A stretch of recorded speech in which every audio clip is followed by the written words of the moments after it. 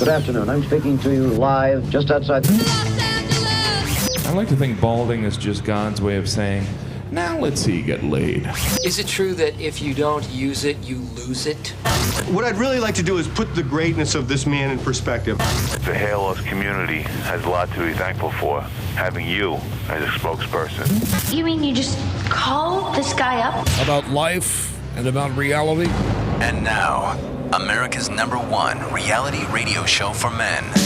Live from Los Angeles, it's Spencer Kobren's The Bald Truth. What's happening, Joseph? It's so nice to see you. It's nice to be here on a beautiful Friday in Los Angeles. It's actually not nice. I'd rather be outside today, to be honest with you. Thank you, Spencer. It is nice to be seen. It's nice to see you as well. It is a nasty day here in Vancouver. A little bit cooler than I like, a little bit cloudier than I like, a little bit wetter than I like. It's time for summer. I don't even know how you live there anymore, dude. That's all I'm saying. The 3 days a year that are beautiful make it all worth it. Oh, That's true. That's true. 888-659-3727. Jesus. I just wolfed down a cheeseburger with bacon. Most people would call that a bacon cheeseburger, except I had no bun. It's a patty. It's not really a patty because, I mean... Anyway, it's a patty with fixins. I make them fixins. I make them myself. And I'm looking at the time, I'm like, holy cow, I got to wolf this down. This is my first meal of the day. And I did it. But I didn't expect you to be on time. So I come over to my machine, I come to the studio, and I see your face on the screen, ready to go. So I want to congratulate you, Joseph, for... Well, thank you. Well, honestly, I mean, your dedication to this project, to what we've been doing for 26 years, to your own show now, especially at your advanced years, is really inspirational. Well, I hope in many, many years I can be as, dedicated as you are.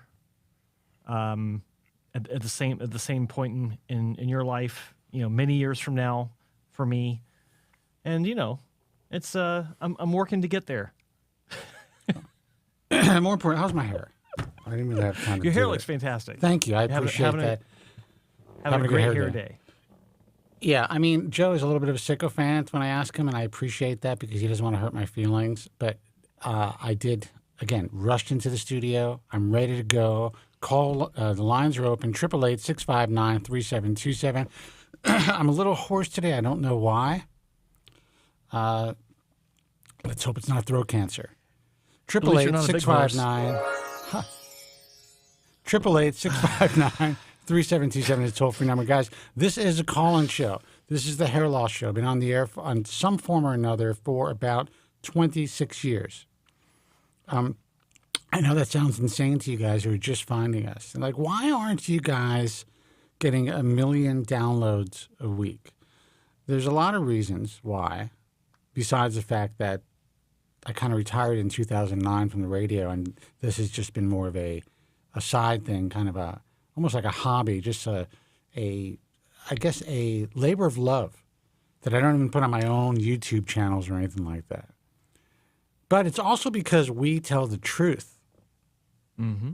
In this estimated, it's funny. Now, you see certain articles. I just saw a recent lawsuit, which we're not going to talk about, but they estimated $5 billion. The estimate for next year is going to be up to $14 billion. The industry's huge. And I told you my story about this online influencer or this, just well-known physician who's become a huge online influencer who I met in his supermarket. And that's what he was telling me. He's like, hair loss is huge. Now, of course, during this conversation, he didn't tell me he was going to come out with his own, product. Exactly. Which I thought was... totally working the angle. Oh, dude, the guy really was stroking me, too. I am not immune to flattery. It doesn't hurt that he's already got his adoring fans trying to get pictures with him, and he's trying to talk focused to me. on you. Yeah. And feeding your ego. It's of course. Like, how can you not resist that?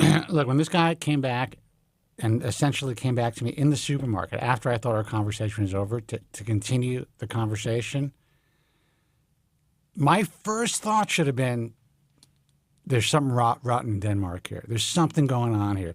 Why does he really want to talk to me so much? He doesn't have any discernible hair loss. I mean, there's some retrograde going on, but he's like in his 40s, 45 or something. Yeah. But in general, his hair is really, really solid. I'm like, what is it? A week later, I see an ad for a supplement. Yeah. So I think it's an important, I don't even know if this should be the segue, but, you know, I just think it's important for consumers to understand that not only is there so much misinformation out there, even good guys, even people who are well-credentialed in other specialties, people who are physicians and scientists, like real scientists, they understand, they're scientists. These people do science. They understand scientific theory. They know how to explain studies. Mm-hmm. They have great credentials. But when they come into this wheelhouse, that exposes them for maybe not knowing as much as they should when it comes to the reality of the effective prevention and treatment of hair loss. Mm-hmm. Yeah. Yeah. I'm just saying. And it's confusing people.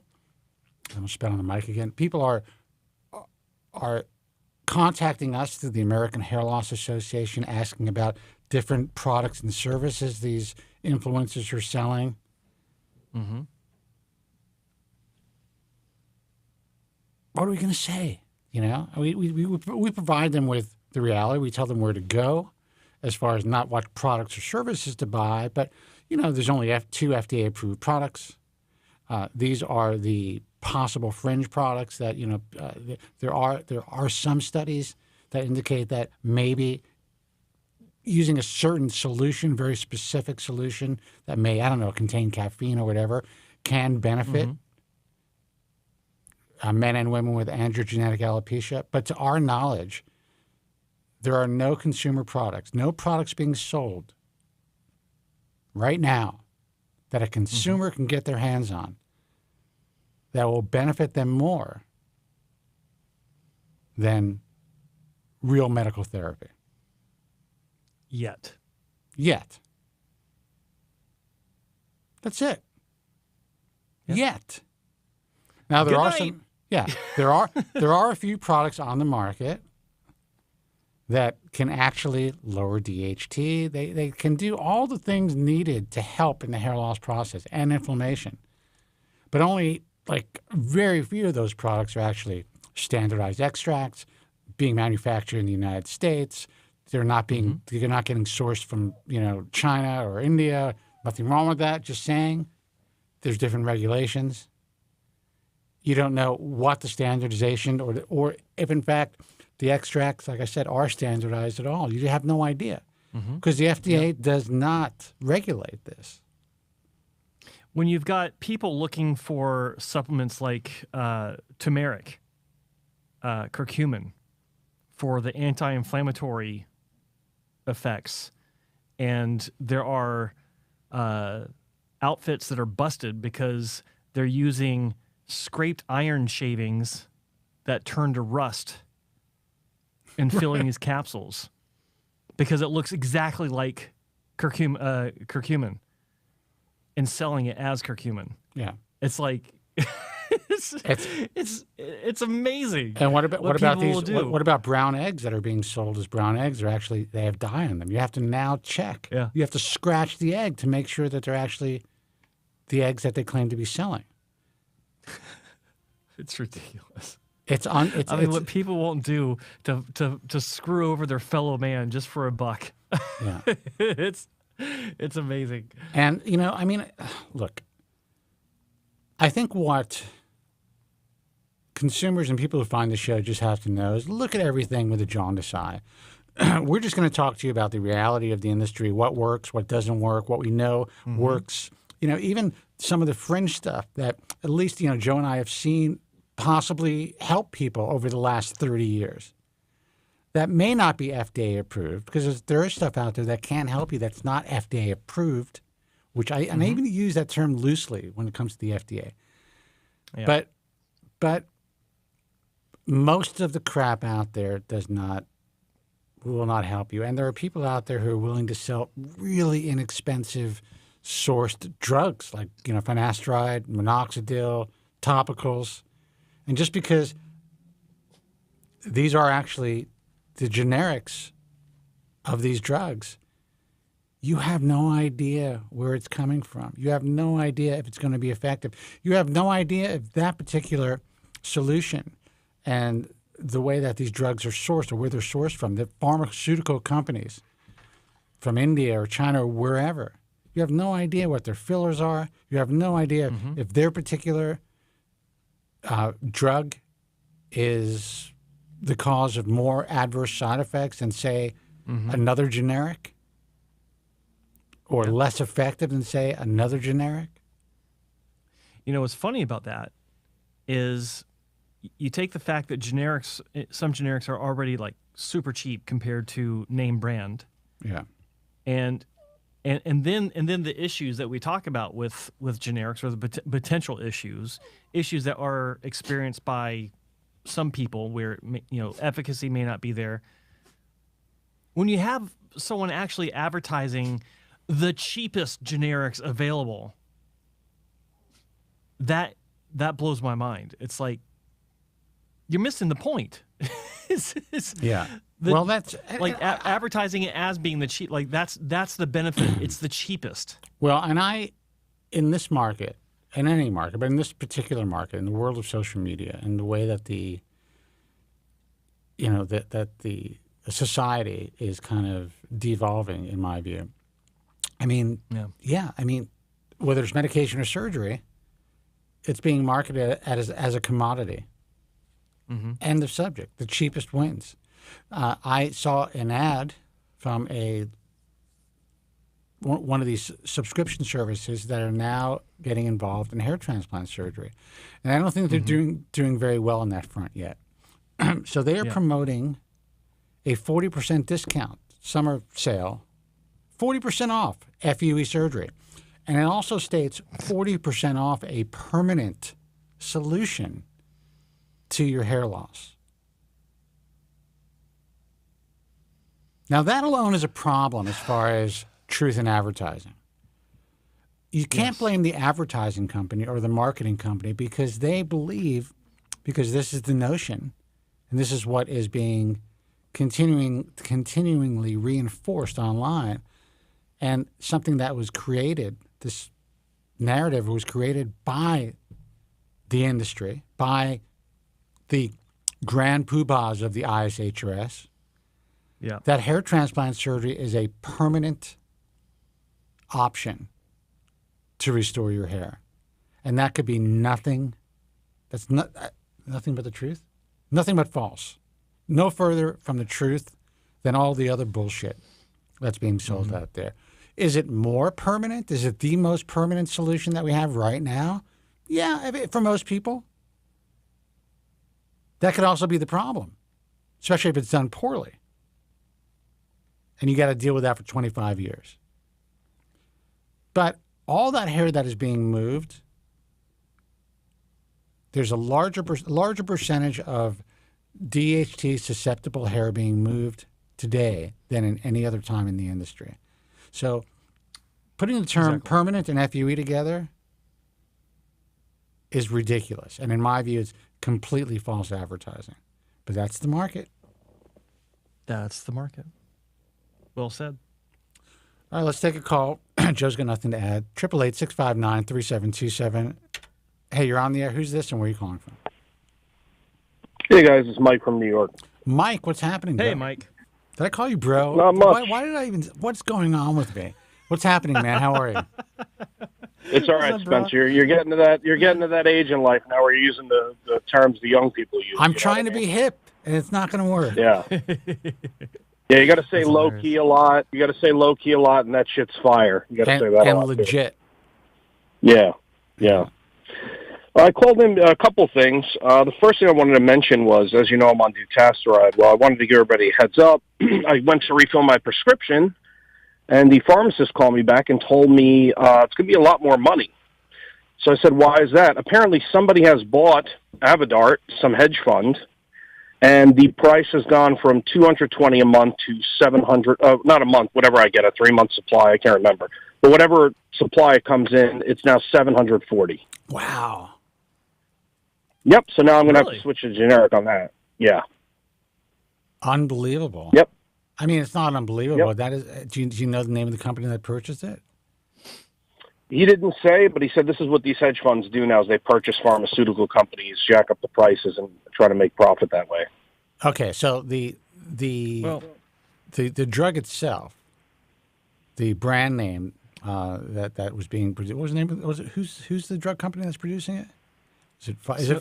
I don't remember the original one. GlaxoSmithKline, right? I think so. Let me look at that. It's, That was definitely the original one. yeah. Were they acquired, or did another pharmaceutical company owned by a hedge fund acquire That I don't know. drug? I don't know which of those occurred, but it's gone way up, so now I'm going to have to switch to generic on that. Jesus. I hope that doesn't happen. I hope that doesn't happen to ProScar. I mean, good thing, Joe and I are wealthy, but... Now, ProScar is Finasteride, though, right? Yes, Spencer. You're rolling in it, Spencer. Yeah. ProScar is Finasteride, yeah. Yeah. So I'm going to have to do generic on that. I'll still use on the other days my name brand Finasteride, but I just thought people would like to be aware of that. I couldn't believe it. That's really unfortunate, man. What a world we live in, man. And there's people, we're using it for hair loss, but there are people who are on that drug for benign prostate hyperplasia, are doing very well on it, who would like to stay on their name brand. And I imagine if they're on it for the BPH, they're getting it covered by insurance. You know what? That's actually a very good point. Thank you for clarifying that. Jesus. Yeah. There's something wrong with me today. Yeah, that's because hair loss is not a big deal in the eyes of insurance companies. Yeah. If you have to walk around like a slap head, it's not that bad. Way? I'm 43. I'm going to be 44 in a month. Interesting. I mean, I'm not saying that you should commit insurance fraud, but I'm sure a lot of people your age are putting their brand name on their insurance. But a lot of insurance companies won't cover brand name. By the way. No, I know. They'll just do the generic, yeah. Yeah, that's true. It's possible that, and I thought about that when you brought that up, as I'm apologizing for not thinking of that. The reality is it's probably unlikely that they're going to pay for brand name anyway. Yeah. You know what's interesting, too? I have prostate cancer in my family. My dad had it, my grandfather, my uncle. And I wonder, I've heard different things in regards to Finasteride and Dutasteride with that it can actually help not stop prostate cancer, but at the same time, it could cause a high-grade prostate cancer. Have you heard of this? I have. Just that it masks the PSA level. Yeah, the studies are kind of been misconstrued by the media. Essentially, besides masking PSA level, there was a couple of studies, and one study, or actually both studies, state clearly that you will decrease your incidence of prostate cancer by a significant percentage. However, those who they found prostate cancer in, it was more advanced. And the reason now they think that it was more advanced is because it was masked. They didn't find it until it was already more advanced because of their low PSA. Due to the PSA level being lowered, right? Right. So what do you have to do? You have to double that score, right? You're supposed to double the score. Now, I mean, urologists, they're thinking that PSA may not even be that accurate. But yeah, I mean, I still do it. But that's you just tell the physician that you're on Dutasteride or Finasteride, and they should know to double the score. Oh, you have no idea. So I got my PSA done. The latest one was a 1, so that makes it a 2, which is good. 4 and higher, 5 is like getting bad. It doesn't even. But It doesn't even make it a 2. Had, it doesn't necessarily make it a 2, but you just want to double the number safe. just to be safe. Yeah, but you'd be surprised. I went to a urologist, and a dermatologist also did one on me when I was there anyway, because she said, if you're here anyway for the hair loss, I can run it just to check. Neither of them had any clue on the planet what to do with the score if you're on that medication. Oh, I know. I actually, I was I saw a urologist for an issue that I had, which ended up just being kind of a muscular, intramuscular issue in my gut, my stomach. But he asked me what I thought about, what he should do for his hair loss. I'm like, well, why aren't you on finasteride? And he asked me about topical finasteride right before that, too. He's like, well, I do have some people that come in and are complaining about post-finasteride syndrome. And I'm just like, you're a doctor. Yeah, that doesn't surprise me. That. You're a doctor, for crying out loud. I'm like, what do you always say? This the person who graduated last in medical school. What do they call him? Doctor. That's true. That's true. Good. But it really shows you the power of the internet and how it even affects the judgment and the decision making of physicians for their own treatment. Yeah, I've been on it since age 21. So now what? 20 something years, and I've had no side effects. Side effects. But what I found, other than maybe I'm not throwing ropes anymore, but I don't care because I'm not looking to have kids anyway. Well, it doesn't. You don't need to shoot ropes to have kids. Shooting ropes just for your own fun. Right. Just as long as you're not doing porn, you're good. It's for the games. Hey, Mike, I need to say something about your earlier comment about your access to Avidart. I would encourage you to maybe contact another pharmacy to verify what you're told, because I was just doing a search to see if there's any sort of buyouts, any sort of merger, and there's nothing I could find regarding GlaxoSmithKline or the Avidart name being acquired by anyone, much less a hedge fund. So I would highly suggest you contact a different pharmacy, even if you're not going to use them, and just ask them, can you tell me what the cost of Avidart would be for a 3-month supply? And see what they say. Yeah, I will. Or what I'll do is I'll just use the generic, and then when my next refill's up, I'm going to have to go back now then to a doctor because but you can still I'm going to get a new script. You can still pick up the phone and ask. You don't have to. Oh yeah, I'll call them. Yeah, for sure. Yeah. So and then you can go back to your your original pharmacist and call BS if the alternative pharmacist says no, it's $220 or whatever the price was. I mean, I have to say, this guy's never done me wrong, so I don't know. It would be weird if he was. I've used him forever. Yeah. No, I mean, you're right. You're right. He may be repeating something he heard and just doesn't know any better. But it pays to just, and it's free to verify with someone else that might know. So just is it a large chain pharmacy? Yeah. It's very possible. The other question I had was, it's very possible that they are actually charging more. Yeah. Who is? The pharmacy itself, the chain. Yeah. Oh, that's interesting. Are they allowed to do that? I can't. I'm not a lawyer, dude. Yeah, I'll have to ask my brother. He's a lawyer.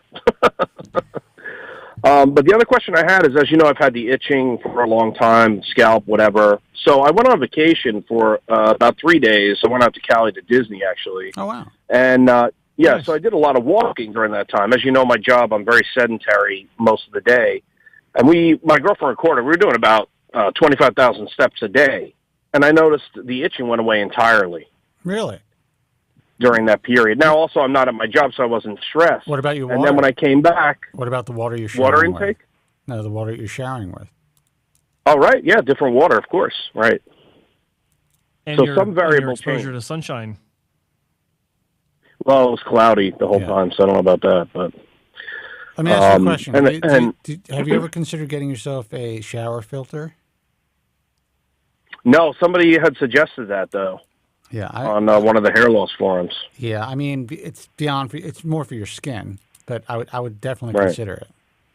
Because I mean, the scalp is skin, so absolutely, but it's not your hair. I'm not saying that it's going to improve any hair loss issues, but it can definitely improve your skin and your scalp. Yeah. So now I'm still losing ground. I'm still on the oral minoxidil, the topical. I'm on the I got the whole kitchen sink at it, short of laser helmets, and obviously, I'm not going to touch PRP again. But did you get your gravity boot Joe suggested? Yeah, Okay. yeah, the gravity boots, Good. yeah. And broccoli. Broccoli. Yeah. Put Yes. broccoli on your head. That'll work. Dude, I used to do it all, man. Cinnamon, niacin. Did you on the hang scalp. upside down to I get the hung blood up, flowing yes. to your head? I had gravity boots. That's did? why I mentioned it. It's in my book, the first book. Yep. I hung upside down with niacin on my scalp, and it's burning, and I'm turning red. Yeah. Yep. Jesus. Good old niacin. And what's the other one everybody uses that's garbage scam? Nioxin. Oh, well, that's your first line of attack. When you go to your barber, the first thing they try to sell you is nioxin, and they've been doing it for decades. And Nutrifoil. That's a whole other ball of wax. That's a whole another. God bless him. But anyways, I made an appointment. I'm going in is it next weekend, I think, to see Dr. Cole. I like all the stuff I've heard about him here, and as you know, I've already been through the gambit of hair loss doctors and hair transplant doctors.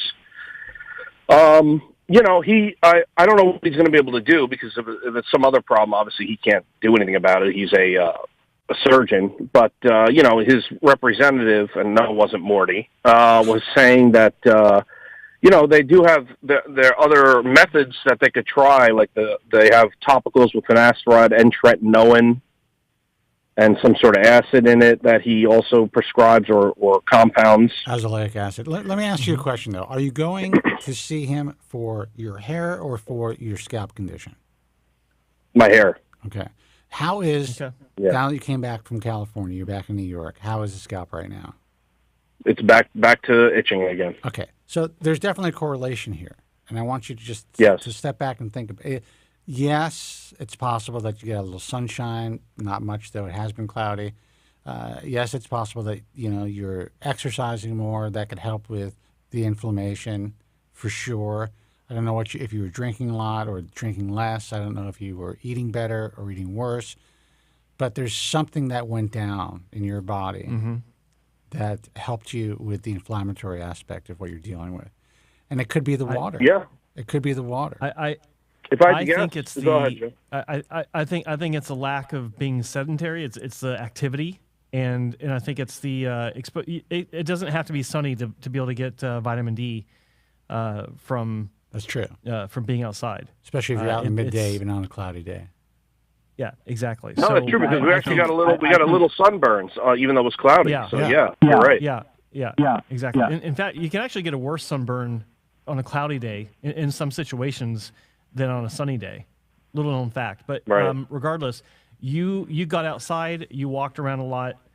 I think that's. By the what way, it is. Joe, my camera froze. I'm going to see if I could fix that. This is like, okay. It's unbelievable. Yeah, I think you're right. I know I'm right. I think you're right. That happened to me last week, but yeah. Back to Mike. It's just getting some movement, getting some exposure to the elements, and to some sunshine, even though it's behind a cloud. That makes all the sense in the world to me. Never thought about it before when we're talking about this. How many times we've talked about it before, but yeah, it makes perfect sense. You for lack of a better, you get off your ass, you walk around and get some sunshine. That's what it comes down to. And I think that if you can find the opportunity to do this during your day where you can take a break and just walk down the street, maybe that can help keep this thing going. Like that's amazing. No, I think you're right. And also because a break, that's awesome.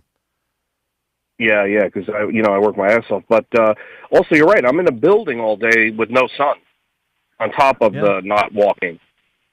Yeah, some people are more. They react more severely to these types of situations than other people. Like, a lot of people sit in an office all day long, and it doesn't seem to affect them in ways that affected you.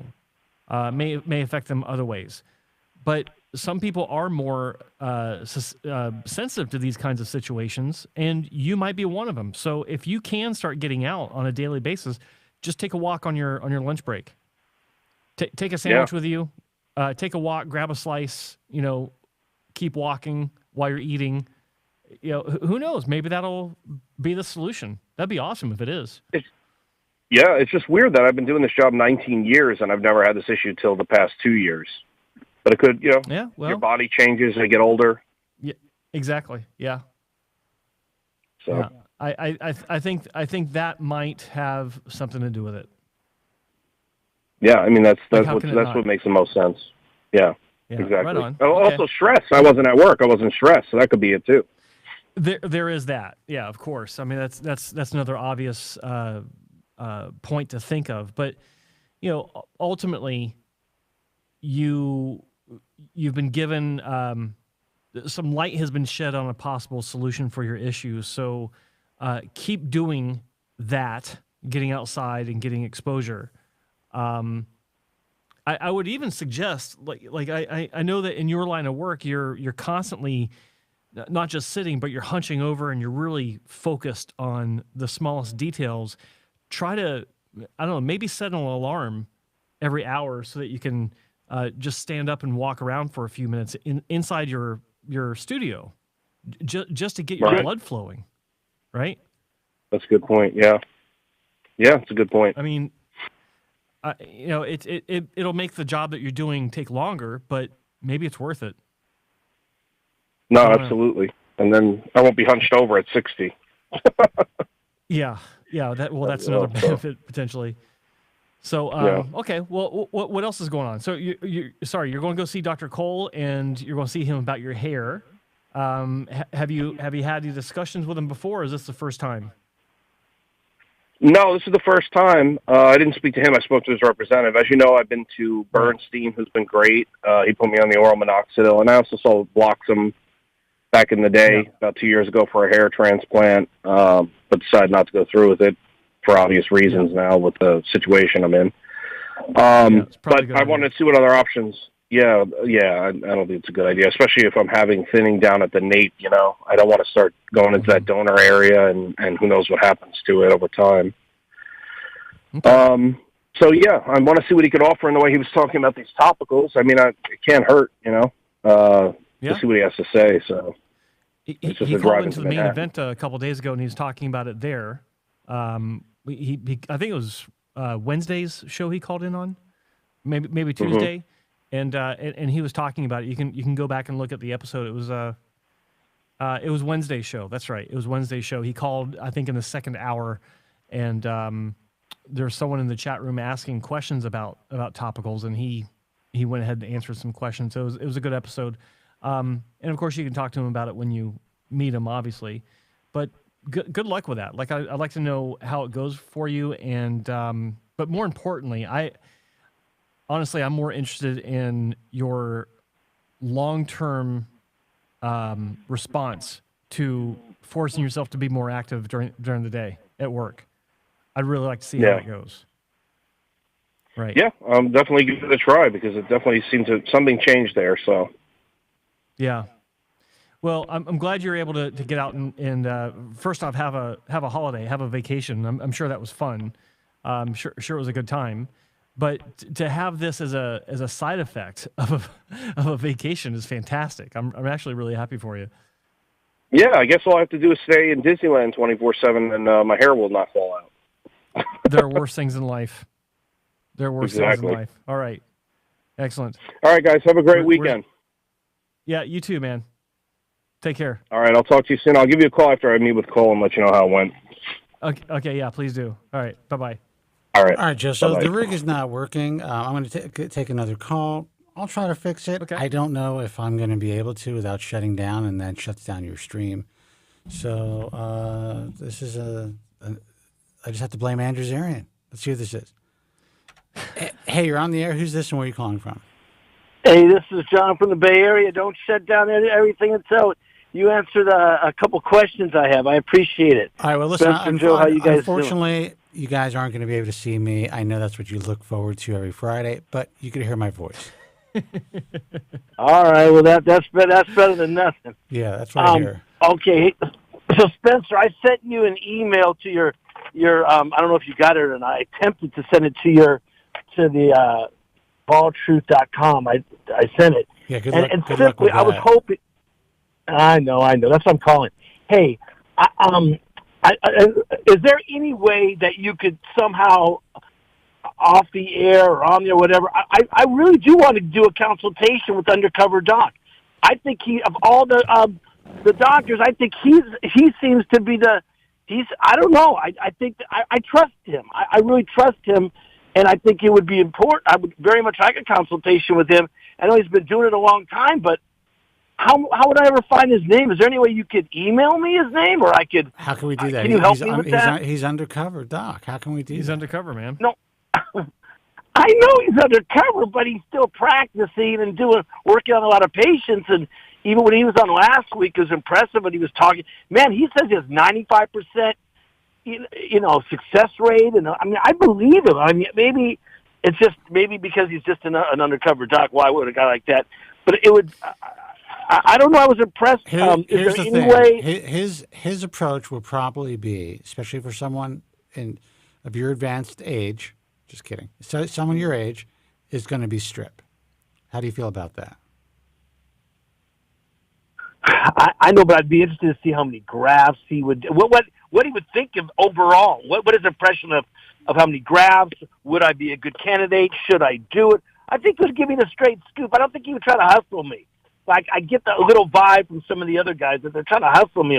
Now, maybe it's just me, but I just would feel, I would have him do it. I would pay him for a consultation. Put it that way. That's all I'm saying, and that's what I was hoping. Maybe I could somehow, you could, Well, I don't want to mess up his undercover thing. I'm going to have to ask Undercover Doc, and you may have to sign a release form for him so that his name isn't out there. Because he does. Yeah, I would sign a form saying I won't divulge his. I'm not going to do that. I think it's a valuable resource. I believe serious, it. Though. I think that he. To me, this guy's puts his neck on the line, and we try to keep his anonymity. I know. I hear you, and I don't want to mess that up. I really don't. But I'm sure. But how does he know that you're not actually being paid by another doctor to find out his identity? Come on, jeez. Oh, man, that's a shame. That is a shame. That is. How does he not know this? I mean, huh? I give you my word. I mean, I give you. I mean, he's. I just thought that based on his interview and him talking to you guys, he seems. I mean, you correct me if I'm wrong. I mean, Joe, do you consider him one of the top hair restoration surgeons in the country? Well, I don't know about. Well, okay, for me to say that about a doctor, I have to. I can't just throw that out there without having done some investigation on a deeper level than looking at photos. I will say this. I think he's one of the most ethical doctors out there. He does damn good work, based on what I've seen, and he really cares about the patient. I mean, what better endorsement? Joe, what kind of better endorsement can there be than that? You've just given the best endorsement I've ever heard, almost of any doctor. Well, from here's the thing. Such as you. We, I know that you're doing a lot of research, and you say you're a great researcher. You can figure. I didn't say I was a great researcher. You can figure it out. How can I figure it out? How? You can. I'm telling you can. He has a very distinctive voice. Listen, dude. Listen. You stumped me on that. I don't understand. What am I missing? He may be listening, and at some point he may contact me. I think the best thing for you to do is, because the Bald Truth, even though I hardly use it, gets so many emails. It's just basically you can't respond to them. So. You might want to send an email to Joe, and if we can make that happen for you, great. If not, then we'll figure something out. Mm-hmm. Okay. I mean, Joe, Spencer. Hey, Joe just gave a very, very. That was a very cool endorsement right there. That's exactly highly ethical. Was the first thing you said in an industry that you guys have been saying repeatedly is one of the most. I don't want to use the word unethical, but questionably ethical parts of medicine. And for this guy to be that high ethically, that's it. that's all I need to hear especially from a source like you two. So, and I've heard him on the air, and in addition to what I've heard on the air, I mean, the guy's he's doing a mitzvah for the people. What he's doing, sticking his neck out, and the fact that he's such an experienced surgeon. Well, he is, but here's the thing: it doesn't mean that your overall experience is going to be any better than going to another very experienced surgeon. Yeah, he's willing to go out there and give some shit to his colleagues and tell the truth about the industry, and other people don't want to be bothered to do that. But he obviously has a very high skill set, and just to narrow things down, I mean, this guy's got to be a member of the IHRS to work with me and be our undercover doc, so that could help you right there. So when you say an accent, what kind of what kind of accent are you talking about? Like what I didn't kind say of accent. I said voice. He has a very distinctive voice. Oh, I see. Okay. All right. No, I get it. I get it. I'm just saying that. All right. I get it. No, I appreciate it, and I mean that. I just think really it's funny that after all of this, after all the struggling you've had, it's been a lot of struggle, and having consultations, and then saying last week or the week before that you realize that you don't want to do this. You probably shouldn't do this. And that's where I stand. However, I would never rule out talking to a highly ethical, skilled doctor on something on this situation, regardless. Now, other than that, I wouldn't do it. If I get an endorsement like Joe Tillman just said, and hearing him on the radio, for some reason that was a highly impressive. So even with Joe Tillman's high praise, what happens if you get fucked up? You gonna be mad at Joe Tillman? Exactly. Well, no, of course that's why at the end of the day, I'm a big chicken, and for all the reasons, I'm older. I mean, quit while you're ahead. The healing, ad nauseum, all the issues about not getting the pain, the recovery. You're right. If it goes wrong, there's no, all of that. However, I know that there's still a part of me, and I'm sure you've heard this over the years, that, man, it would still be really cool. Because you know what? It's like when I get invited to go to public places, or I still feel like, wow, I just feel, that's where, if I'm not in a public setting, I'm fine. But that's the piece I'm missing, that extra confidence.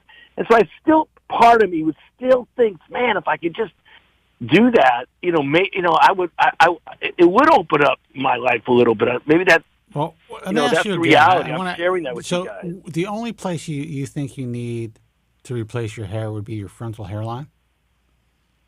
Yeah, basically in the front, correct. Okay, so why don't you try a very small partial hairpiece? You're 60 years old. I don't want. I know. I don't want to. Yeah, I don't think, because I have enough hair that I'd have to cut it. I don't want to. Then I don't want to do that. I'm okay with that. I don't want to do that. I mean, I would either.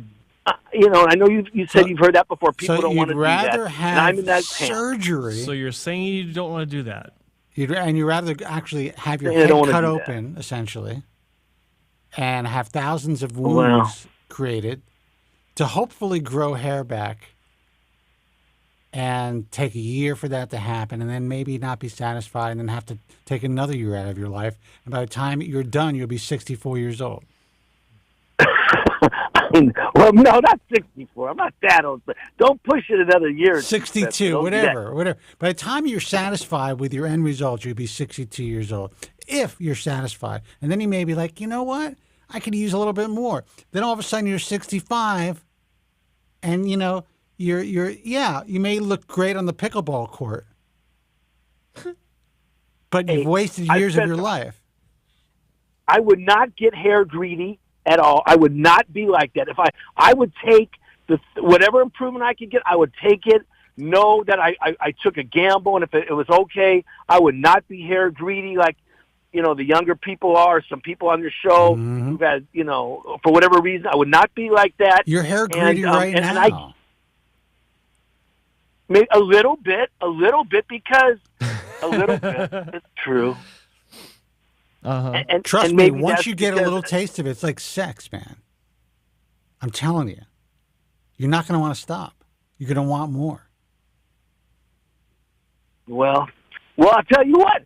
If the doctor did a great job, and I thought that maybe I would change my mind. You know, it's not impossible. If a doctor did a superlative job and it wasn't that bad, then maybe I would consider it. But my thinking is, I just have to say that anytime Spencer decides to have surgery, I want to be as far away from that OR as possible. Just saying.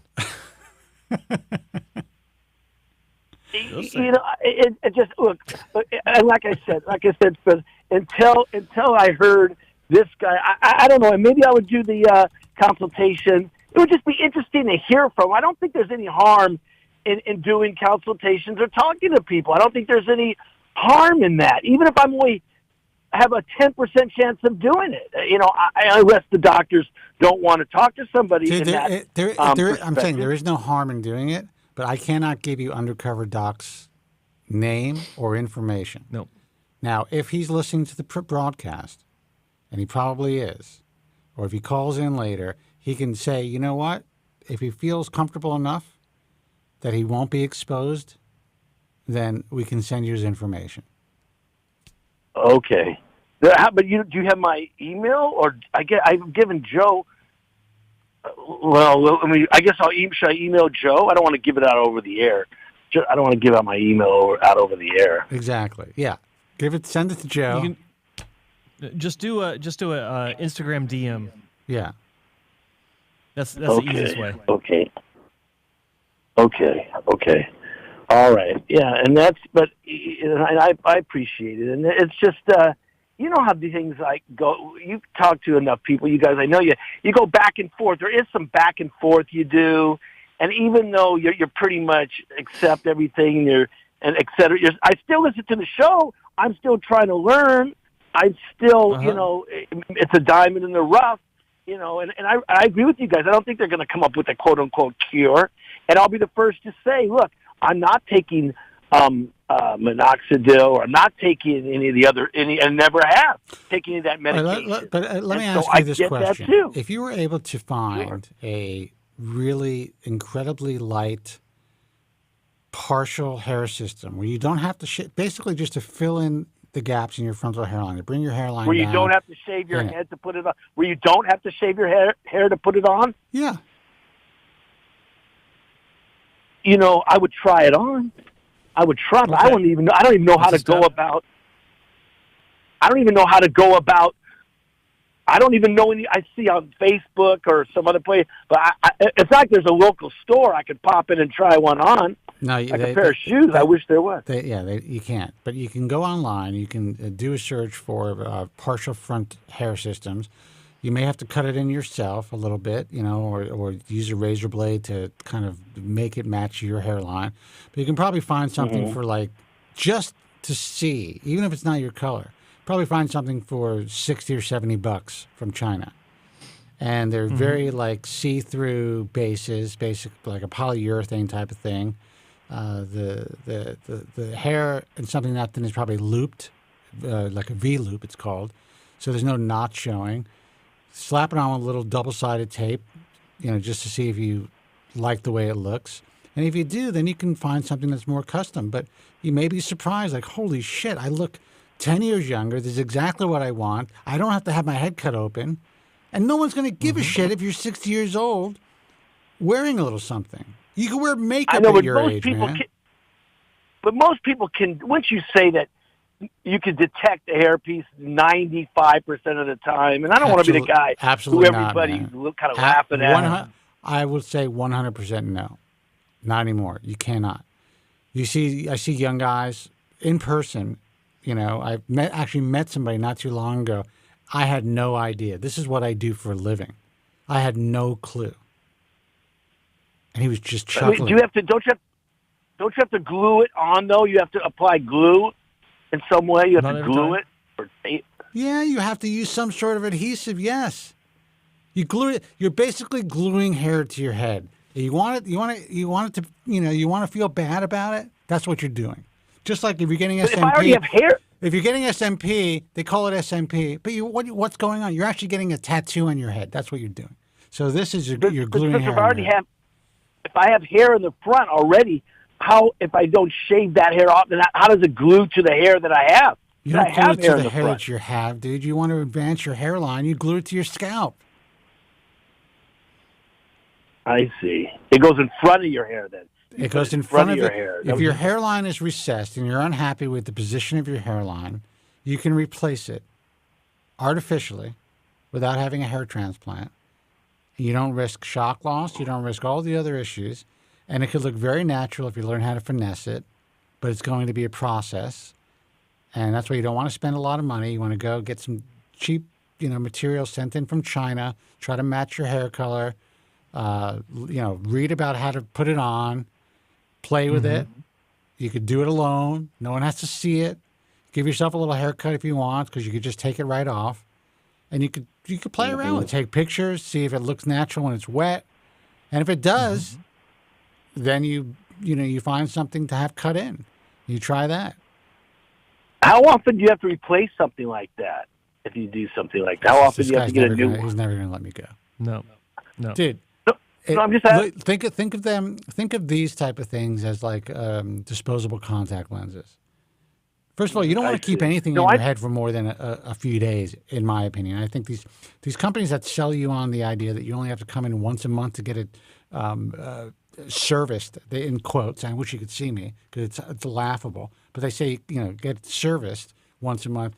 That's you can cause all types of hygienic issues. Yeah, all types of hygienic issues. You can cause the guys that you see walking around with hair pieces. These are the guys that go to these clubs. I see. The people that know how to do it themselves and have enough hair to do it and understand how to finesse it, and they're creative and they go online, they're part of these forums and stuff like that. You see, and these are kids. I'm not talking about people our age. You see these kids who are going like full Monty. They're not even doing just little partials. And they look 100% natural. Wow. And that's what Matthew McConaughey does. That he has a little hairpiece that he uses for movies and stuff. That's what I've read. That he uses something like that. But he has the makeup people, all these professional people. A lot of actors. Dude, You're you're so fucking negative. I'm just going to tell you. I love you. You're a great caller, by the way. It's a great radio, but you're so fucking negative. Have an open mind. Before you I don't mean to be. I'm just telling you the truth. I know I do have an open mind. I wish I had a makeup for someone who could help me with it. I think Peyton Manning, I saw him on TV the other day. I think to throw a name, I think he wears something. The former quarterback, I think he wears a little something in the front. He slaps something on. It's very possible. I don't know, but you wouldn't be able to tell. Well, he's had the same head of hair since his senior of college at UT. Yeah, you wouldn't be able to tell unless you knew. Let's put it that way. Like, you probably wouldn't be looking at Peyton Manning and saying he's wearing something if you didn't really know. So, or if you didn't see, see any progression or see anything. I mean, I don't know. Has his hair not progressed at all, Joe? I think it's changed.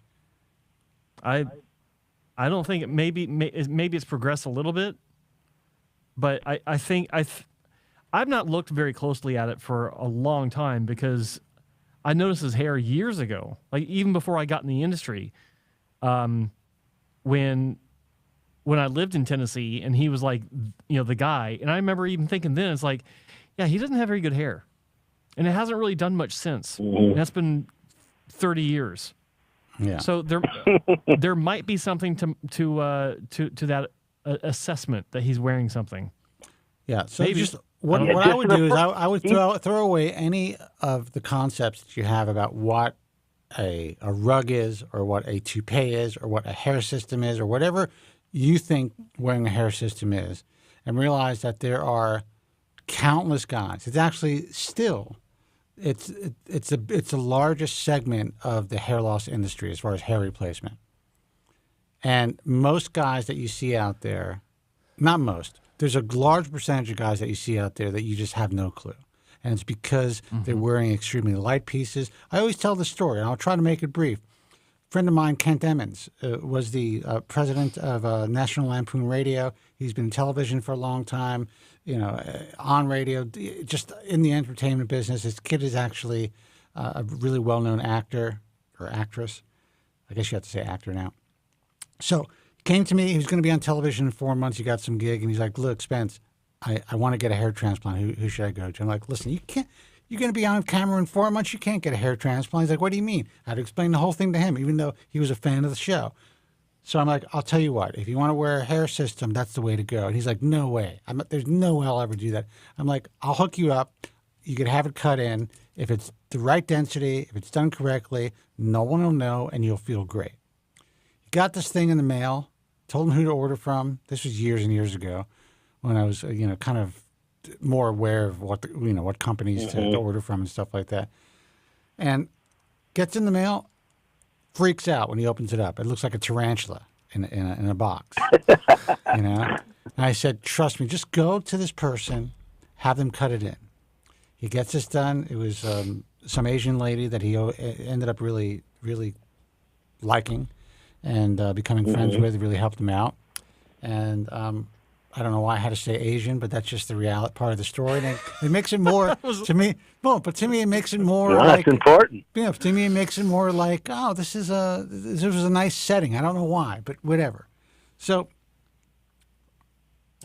after that, he wore this thing constantly, and he would tell people like, "What? You look so good. Did you lose weight? What? I mean, did you get something under your face?" And he's like, "No, I'm wearing a rug." He called it a rug, but no one knew. And I went to this party. He had this huge house in the Hollywood Hills, and he had some party. It was like this, it was like 4 stories, right, on the edge of this hill. And there's all these pretty famous people, and the funniest guy was actually Rip Taylor was there, let him rest in peace. He was wearing a big hairpiece. Wow. And he's telling everybody about his hair. And he's like, "This is my hair guy." People are asking me if I could do their hair. I'm like, "I don't do hair."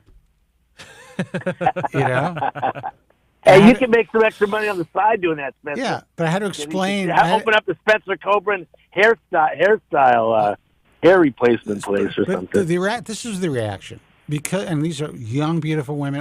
The reaction to him was when he said, "This is what he's doing," and he had a full piece.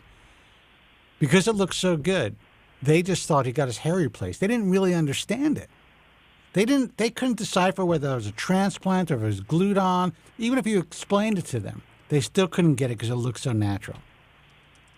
Wow, that's great. And he really enjoyed it for a long time. Now, eventually, he decided to get a hair transplant because he didn't want to deal with all the maintenance. But he wore a system for years until he had. How did the hair transplant go? It went great. Got that? It went great, but he was significantly bald. He wasn't like you. This guy was a Norwood 5, going on a 6, never coming back. And he had a very conservative transplant by a guy in Arizona by the name of Scott Alexander, IHS accepted member. He had 2 strips. They came out really nice, but they're conservative. You could still see he's got a pretty bald crown, but he now has a nice framing to his face. And because he was off camera for so long, he decided that let me try this so I don't have to continue the maintenance. But for what he needed, it was life-saving for him. And it never looked like this guy was wearing a wig. So when he was on camera, he was an actor, a newsman? What was he? I missed that part. Does it matter? Does that part matter? That's not even important for the story, dude. All right. No, I know, but I'm just curious. I'm just wondering. Because I do that too. I've been on camera, and that too for a long time. For years, I was on camera, and that's part of it too. Yeah. Well, I'm sure that was part of his motivation. It was part of his motivation, but it also helped him to get laid and enjoy his life and feel comfortable. Right. And all the stuff which is more important. All the stuff that you're concerned about. So. I want you to have an open mind, think about it, learn about it, and, All right. I think... I want you to give us a call when you have that shit glued to your head. One other thing I'll let you guys go. Just one other quick comment. I've always thought the glue, do you smell the glue? I've always thought the glue might cause some harm. If you got glue on your head, you might be sniffing glue or some kind of chemical all this time. Very possible. I wonder if you think there's anything to that? There might be. See? I mean, it's very possible. But, I mean, what you think it's any different than women wearing a latex mask on their face of chemicals every day? Well, I mean, I don't know. I don't know the answer. I mean, probably. He maybe paused not. to think about that. That was a powerful question. Powerful question. I can guarantee you the chemicals in makeup that women are putting on their face every day, given the relatively small amount of glue that you're going to need to adhere your hairpiece, is probably far more toxic. Yeah, you're probably right. I hadn't thought about this. Probably not only that, you put a moisturizer on your face. You've got chemicals there, sunblock, et cetera, et cetera, et cetera. I mean, I guess so. I guess. Don't get me started with all the shit that you're putting on your face, and you're worried about some adhesive. Well, I'm just worried. I just always thought, the toupee. That's like, I mean, I think the hair transplant if you can pull it off, is really awesome. If you can pull it off, but I get it. I know you got to cut your head open. You got to cut your head open. That's the only problem with it. Carolina, we're trying to help this guy, for crying out loud. I know, but I always call. But I didn't mean to get off. I didn't mean to get off course. And Spencer, I appreciate your feedback, and I'm going to try that. I take your word. I take both of your expertise. I'm going to go try a small piece. I'm going to inquire about it, and it doesn't hurt to try it. If I don't like it, I don't like it. It's not that expensive. I'll give it a try. Don't say you guys' advice, because I think you should just shave your head. No. Come on, Joe. Don't say that. Just shave it, man. No, just shave it.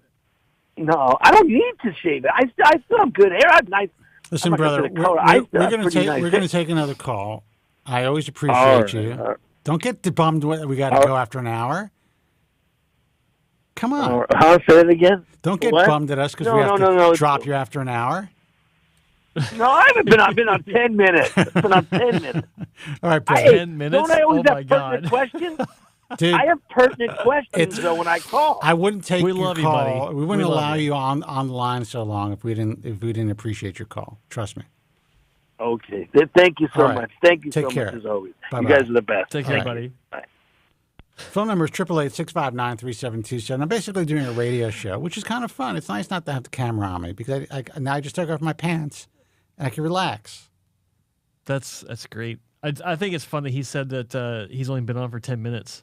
I know. It's hilarious. And for the women in the room, I find this to be a very interesting take, what they would rather have. They'd rather have a bald man than a man who glues hair to their head. Wouldn't you rather have a man who feels comfortable in their own skin no matter what they decide to do? I mean, I'd rather have a woman who doesn't wear makeup on their face. That's what I would rather, to be honest. I'm just being, listen, we appreciate you being in the chat, girls, by the way. We love you, girls. But I would much rather a woman who I had for a very long time who wore no makeup, who was good looking enough and comfortable enough in her own skin not to have to cover her face in plaster. Are you mansplaining? Yes.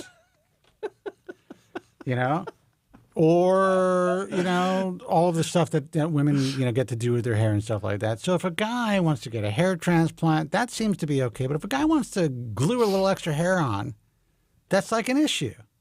And I find that to be unfortunate because that's the reason why so many young guys end up having surgery. Because it's that reality. And both of you girls that are in the chat are great women. There's 3 women in the chat now. Now there's 3 women in the chat. Great women. Yes. Great women. You can't compare makeup to a little hairpiece. Why can't you compare makeup to a hairpiece? It's the exact same thing. It's a disguise, essentially. When you walk out of the street, when women walk out of the street with makeup on, they walk out wearing a disguise, essentially, especially the amount of makeup that a lot of women wear. That is not who they are. Now, if a man decides to glue a little hair on his head, he basically looks the same except he's got more hair. Yeah, maybe he's more attractive for sure. But he's not wearing a mask on his head. I paint my head. I admit that I'm essentially wearing a disguise in the back of my head. That's what it is. I'm disguising the fact that I'm fucking going bald. Carolina says reaching. Let's take a call. I'm not reaching. I'm very passionate about this because that's just the reality. Hey, you're on the air. Who's this and where are you calling from? Happy Father's Day to all your hair loss suffering dads out there, man. I sure hope your kids inherit this horrifying and tragic gene. Happy Father's Day. My name is Joe from Staten Island. excuse me. My name is Would you like to may I reiterate it? my name is Have you heard it? Excuse me. my name is Joe from Staten Island. Joe from Staten Island, how Joe. are you? For some reason, this is the first time since you've been calling back that you sound a little down. No, I just actually have, I'm suffering a medical condition. I have like a sore throat. Oh, I'm sorry to hear that. Oh. I'm sorry to hear A that.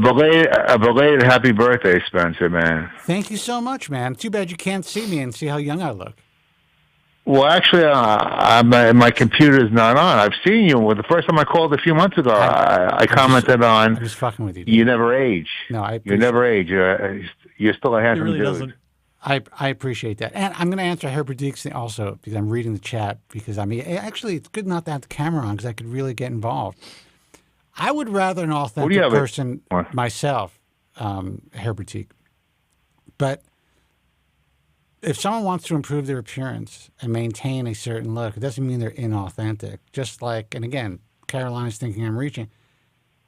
The amount of makeup that women wear just to leave the house, the push-up bras and all the nonsense and the nails, listen, I love you girls, I really do, but it's laughable to me that if this guy wants to wear a yarmulke hairpiece or whatever he wants to put on his head, that's a problem. It's like, holy shit. What a double standard, man. Hey, man, are you saying my wife ain't good looking? She wears extreme amounts of makeup and push-up bras, man. And I knew that somebody in the chat room would be like asking me if I'm wearing whatever. That's not the point. My entire head is painted. I have black makeup on my head, basically. If I don't do the hairspray and the makeup, and I just let things flow freely, I don't feel great. Well, you know. So is my hairspray? Well, I guess my hairspray is inauthentic as well, and the paint that's inauthentic. Well, That's you my know, whole Spencer, point. I met you several.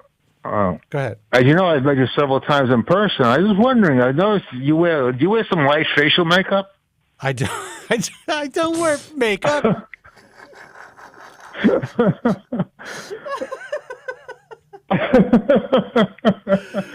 Maybe it was an optical illusion, man. I think it is. I think it's just a good lie. I'm just kidding you. But all kidding aside, you know, as the years go on, it seems like more, and Joe and Spencer, like you're picking in this, as the years progress, it seems more and more cats are shaving their heads. And it seems to be very socially acceptable. Am I correct on this? 100%. I actually think that's really the message here always is that, you know, and that's why there's a guy that has a YouTube channel, Bald Cafe, and he's an American Hair Loss Association trusted content creator. My whole thing is shave your head first if you can. Don't deal with the makeup and the hairspray or the transplants or the medication or any of the stuff that we try to do to maintain our appearance. If you could shave your head first and be authentic, and I'm using air quotes right there, if you could shave your head first, then do it. That's the way to go. I wasn't equipped to do that. But once you start hair transplants, don't you cats agree you could never, ever shave your head after that? Am I correct? No. I've shaved my head. I've had 10 hair transplants. It just depends on what you're comfortable with. You could shave your head, really? Yeah. Oh, wow. The donor Really? scar is visible, but not very visible. It's just kind of like I can go down to like a one guard. You can see the outline of a strip scar, but I don't give a shit. Like I don't care.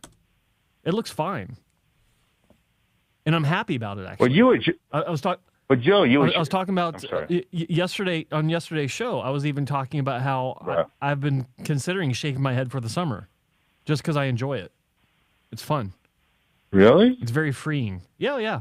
Uh-huh. But all the procedures you've been through, all the time invested money, you would reverse that process? I find that kind of odd. Well, I'm an odd person, Can you Joe. elaborate? Elaborate on that, please. Okay, so Please here's elaborate. the thing. I have the freedom to do what I want. Right. Because I have hair. Right. Now, technically speaking, we all have the freedom to do what we want regardless. But when it comes to hair, I can grow it out. I can shave it. I can do something in between. I can dye it. I can grow it long. Whatever I want.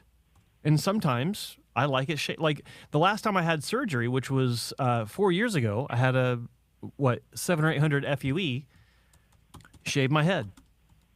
And I kept it shaved for like 3 months. And it was during the summer.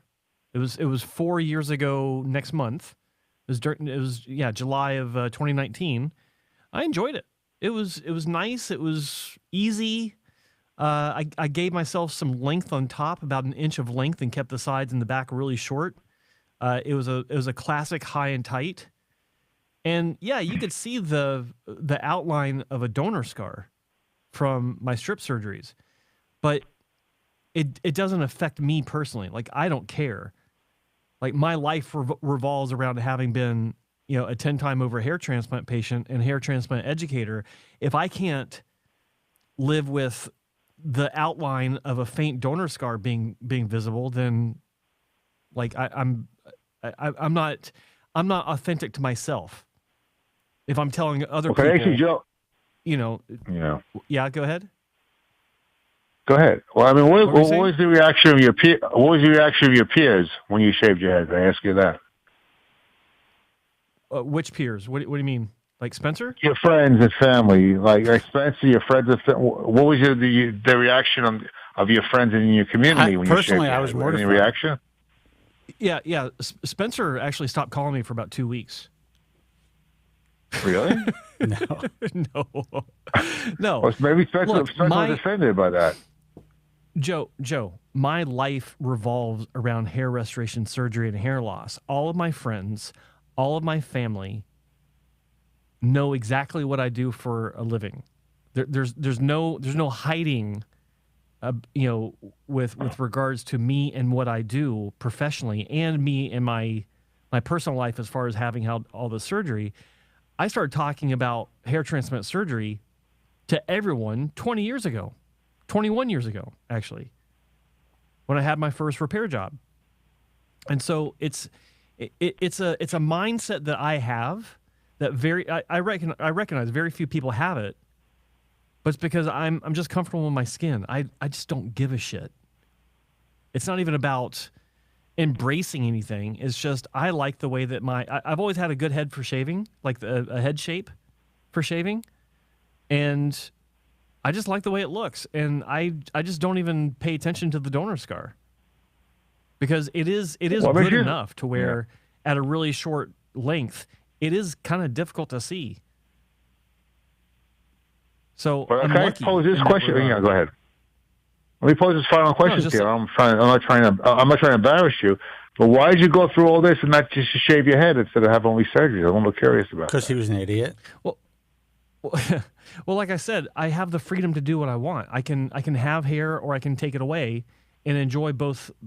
I can go back to having hair. That's the thing. No, I can shave my head. He meant originally. Why did you decide to go through all initially? This initially.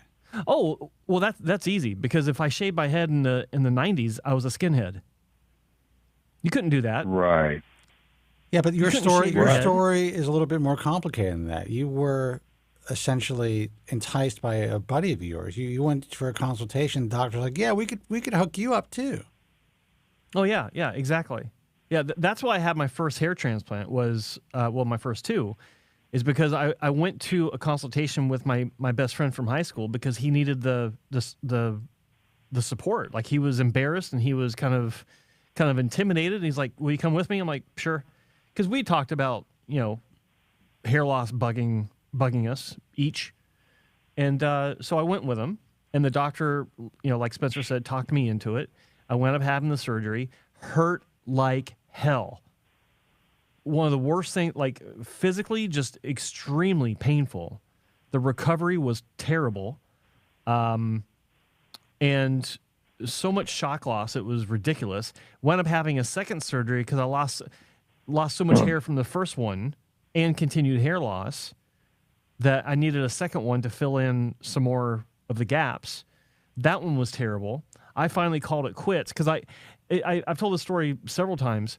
When I was in the chair for my second surgery, I asked my first intelligent question. What do I do when I lose more hair? And that son of a bitch looked me square in the eye and said, you're not going to lose more hair, at least not till you're 50. And then you can come back and see me then. Ha, ha, ha. This guy was like 147. Like, he was old. And he's telling me, it's like, he completely brushed off the question. He completely, mocked me for the question to begin with. And 2 years later, I was 25 years old on stage because I was in drama in college, on stage with GLH good-looking hair in a can in my hair, just so I could go on stage. That was terrible. Oh. That was a bad part of my life, and I just kept losing more and more hair to the point where even using that Ron Popeil hair in a can stuff that you could only get on late night infomercials, even that didn't work at some point. I lost so much hair. Wow. And all I had sticking out of the front of my scalp were the ant legs on growth hormone. I was almost a Norwood 7, Joe. Yeah. So I didn't shave, like I could have shaved my head and just like, I would have been fine even with the 2 donor scars I had that were wide. I had 2 wide donor scars in the occipital region of my scalp. I would have been fine shaving my head if it weren't for the pit grafts or the pitting that the grafts created in my scalp. And I actually thought about it. I knew that those grafts, even when I shaved my head, would stick out visibly, aesthetically, because of the pit. Because when you have a pit scar and you shave your head, you can't get all that hair. You got a little bit of hair that's still visible because the top of it, your pit scar is concave, and so when you go, say even if you went with a flat blade, you still have that pit where there's still a hair visible. You know what I'm saying?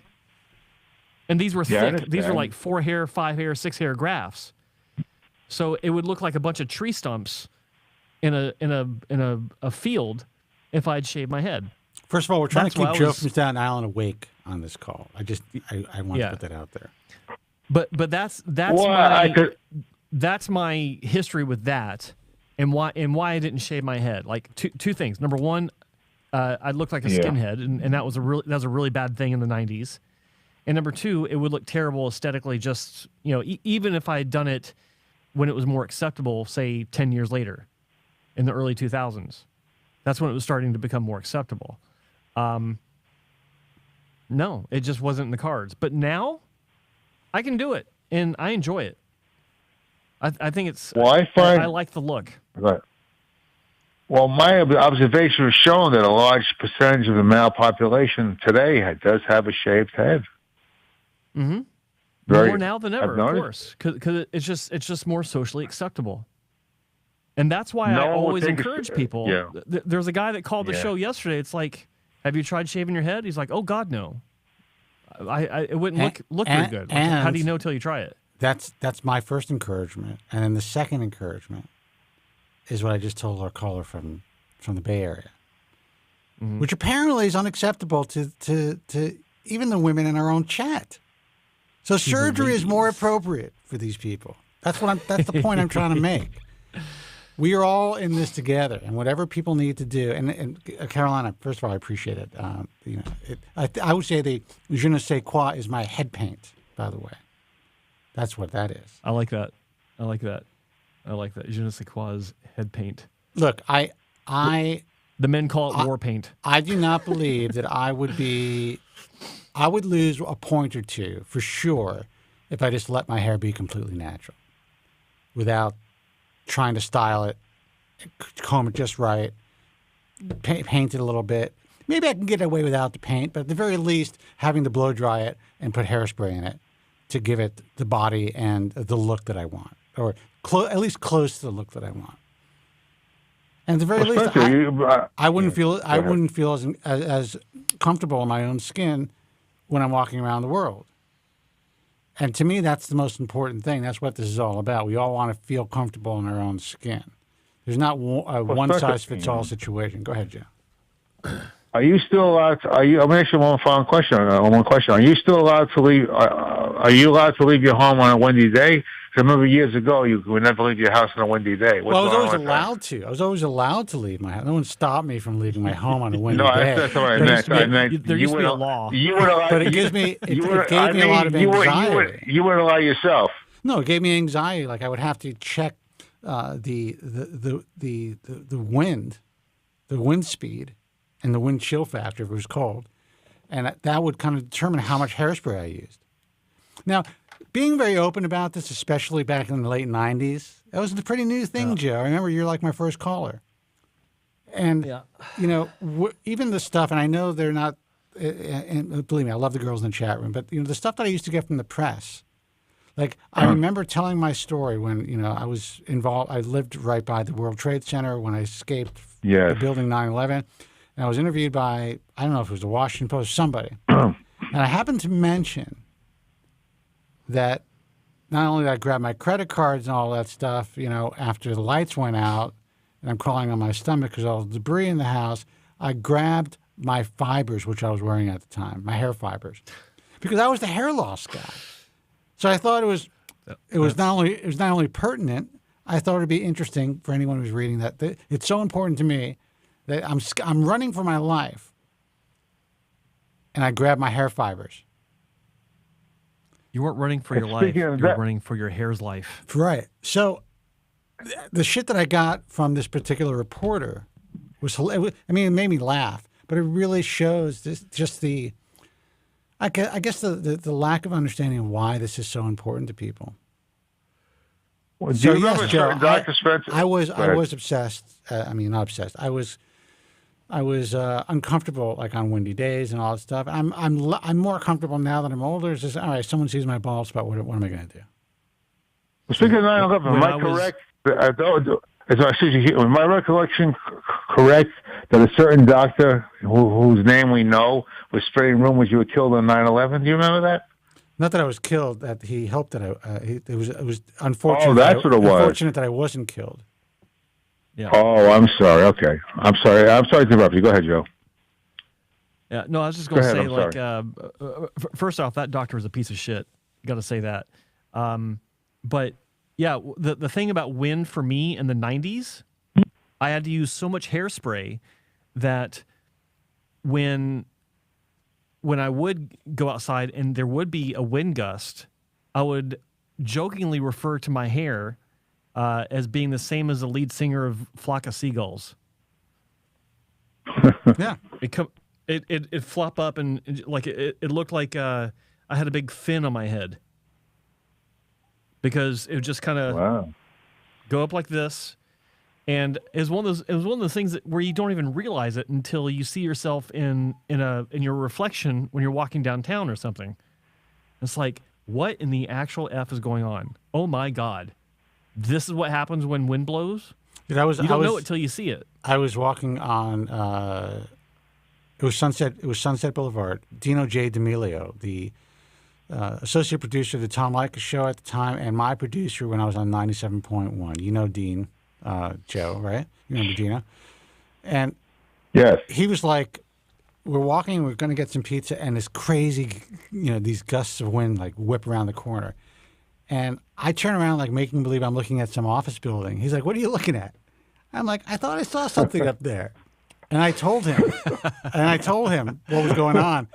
And this guy, I mean, listen, he knew what I did. He was, he's working on the program, but he couldn't believe it. Like he didn't believe that what I was saying, and that I was as concerned or as serious about what I was saying on the air as I really was. Part of him, this is the beginning of my career, thought it was a shtick. And then he realized, no, that's no shtick. Kobren is dead serious about his hair. Yeah. So anyway, Joe, I remember meeting you. You'd walk a certain way outside. Your head would be tilted a certain way. Am I correct? I mean, I've done that. I don't know. At times. It was probably. I would do like a sidestep. All right. Come on, Joe. You're making me sound You're like right. more of a nut than I am at this point. Come on. I know. I know. that sidestep. Yeah.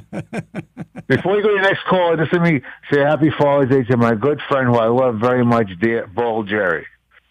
Oh, listen. So is Bald Jerry a father? No, not that I know of. I'm not sure. I'm not sure. I don't ask him his personal question. I'm not sure. I'll be honest with you. Well, listen, it's a new world for you guys now, Joe. We can no longer say chicks with cranks, by the way, which I just said. So I know that's what you guys enjoy, and I think I have a place in my heart for chicks with cranks as well. But we are not allowed to say that anymore. Spencer, have I said anything? Have I cleaned my act up? Oh, dude, you're great, man. You've been great. And I really appreciate you calling the show again. Happy Father's Day. Thank you. And happy belated birthday. Thank you so much. You take care, Joe. And God bless you, Joe. Joe Tillman, God bless you. God bless you, Spencer. And I'll speak to you guys in a few weeks, okay? And God bless America. Thanks, Joe. Take it easy, Take Joe. care, buddy. Thank you. Thank you for having me in the year. Thank you, guys. Bye-bye. Have a good weekend. Bye-bye. Phone number is 888-659-3727, toll free. You can't see me because my camera froze, and in order for it to work again with this Fakakta software, I would have to reboot everything. That means that the stream would be cut off. Joe would have to create a whole new stream. We're not going to do that. So you got Joe's beautiful face, and you have my mellifluous voice on the other end of this microphone.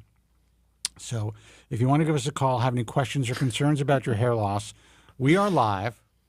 As you can see on the bottom of the screen, the bottom third, this is the bald truth. It is not the main event. Get it? Yeah. So give us a call. So go ahead. So to answer the question from Mike Pedroza in the chat room, he said, got two questions. Joe, did your friend that went with you, did he also have the procedure? And if so, how were his results? Well, he did have the surgery. We actually had our first surgery on the same day together. It was this big fun thing. Little did we know our lives were going to be permanently altered because of this. But I still remember the day. We were impressed with the spread of food that they had for us, the sandwiches that were laid out for lunch, the pastries that were there for breakfast. We were just two dumb kids from East Tennessee, and we thought this was just like great. We're being treated like royalty. And this is how all these dumb Fs feel when they go to, these cheap ass clinics, where, five-star hotel, luxury car pickup from, all this. It's the same thing. That's how we felt. He wound up having surgery with me the same day. We were both miserable on the drive home. It was a 2.5-hour drive home. We both were miserable during our recovery. We both had a second surgery because we were both unhappy with the results. I pulled the plug after the second surgery. He went back for a third one because he still wasn't happy, so he was forcing them to do a third one. I pulled the plug. I'm like, I'm not doing it again. I'm done. And then fast forward to the mid-2000s, and of course I work, I am who I am. I worked where I worked. So he actually came to Vancouver, and he had his fourth hair transplant for two reasons. One, for a scar revision, because his donor scar situation was quite bad. It was greatly improved by Dr. Wong, and he got like 3,500 or 4,000 grafts, which was miraculous, all at the same time. And it grew in, looked really good, but he was still bald in the crown because he was just didn't have enough hair. He maintained on Avodart for probably another 5 years, and then he just gave it up and said, you know what, I'm done. I don't want to do this anymore. He started shaving his head. He started, not just got jacked, but he had a goal. By the time he was 40 years old, he wanted to be in the quote-unquote best shape of his life, and he became a rock. Like, he was really jacked, and became an expert in physical fitness and works in the pharmaceutical industry, and he's doing fine. And he actually got a fantastic trichopigmentation treatment from a head ink in New Jersey, and looks like he's got a great shaved head. So that's his story. Completely different direction than I went, but it is what it is. So, and then as far as the number of grafts I wasted, I don't know. It was supposedly 800 grafts removed in 2 surgeries, or maybe it was 1,200. It was either 400 or 600 per surgery. I don't remember which. But when I had my head shaved for my first repair surgery, there were 300 grafts growing. So it's the equivalent of probably 1,500 to 2,000 follicular units that were wasted, because these were mini grafts, which had multiple actual follicular units in each. So there you go. I hope that answers your question. In depth. I'm sorry, were you saying something? Something. I don't know. Do hair transplants still hurt like hell, Joe? They can. Usually not. They can, but usually not. If you go to if you go to an experienced clinic, no, it'll hurt a little bit, but not much. It's pretty rare to hear someone complain about it being really, really bad.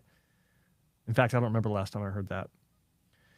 Let's see, but that's it. Yeah. So I hope that answers the questions, Mike. Good question. Hi, guys. Thank you. If we don't get any more calls, we're going to call it a night. The phone number is 888-659-3727. I know Joe enjoys answering the questions in the chat, but that's not why we're here live. It's a call-in show. We have time for another phone call or two, but at least one. So 1-888-659-3727. Yeah, give us a call. It's your opportunity to speak to Joseph Tillman of the Main Event, and to get my 2 cents. Look, I've only been doing this for 30 years. I mean, what the F do I know? What do I know? 26. I was talking to 26. But I've been doing this. I started off as Hairman 96. You have been doing this. Hairman 96? Yeah. That's right. That's right. You told me that before. Hairman 96. 2 years before I was published. Wayback Machine. That's You're about crazy. to tell a story. I'll take a call instead of telling a story. I don't want to tell any more stories. 888-659-3727. Now I got to second guess my whole paint job. Hey, call, you're on the air. Hey, how you guys doing? This is James from Delaware. James, what's happening? James, how are you, man? Buddy. Not going to be long today, but it's a good show, good show. Oh, thank you.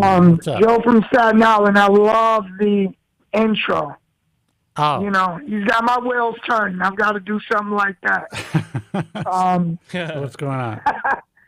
All right, so last me and Joe spoke, I did mention something about blood flow to the scalp. Joe said, go and do your homework, and I did. My question is, in regards to blood flow to the scalp, I looked up the supraocular artery, which runs down to the occipital artery. That's right. Is there any medications that promote blood flow to that? Also, are there any methods of creating blood flow to that outside of medications? Possibly, outside of anti-inflammatories, of course. You can hang upside down. Okay. Yeah. Right, dude, Okay. First of all, I don't think- hang upside down. And I think it's important. I don't know if Joe said this on his show, The Main Event, but blood flow to the scalp, and it's interesting because there was somebody who was on a very well-known podcast, and I have to actually do a remix on this. I think I should do this on Instagram. That was claiming that they finally figured out what caused hair loss. And it wasn't just genetics or DHT, that it was poor blood flow to the scalp. Now, you need to understand that the the theory of donor dominance would not have become a scientific fact if, in fact, hair loss was caused by poor blood flow to the scalp. Because what that would mean is that the hairs that were moved from the DHT-resistant areas into the balding area would never grow. It wouldn't have enough blood supply if that's what made the hairs miniaturize in the first place, if poor circulation made the hair miniaturize in the first place. On average, your scalp has about 10 times the blood flow, circulating blood, and what is it? Not just the arteries, but just in all the vascular structures than at any other part of your skin. That's correct. Well, thank you for confirming that.